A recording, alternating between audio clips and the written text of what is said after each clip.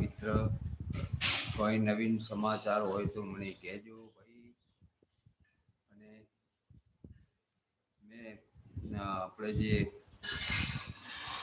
પેપરમાં એવું વાંચેલું ભાઈ કે આપણા ભારતને વીટો પાવર મળી ગયો છે એનો પ્રસ્તાવ પાસ થઈ ગયો છે યુએનમાં. અને યુએનની અંદર 147 મત આપણને ભારતને મળ્યા છે.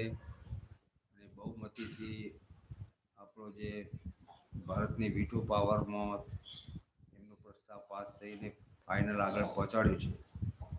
તો આ સાચી વાત હોય તો મને કહેજો તો હું લાઈવમાં કહું ને કે પછી એને ના કહું. હા, સારી વાત છે. સરસ સરસ સાચી વાત છે.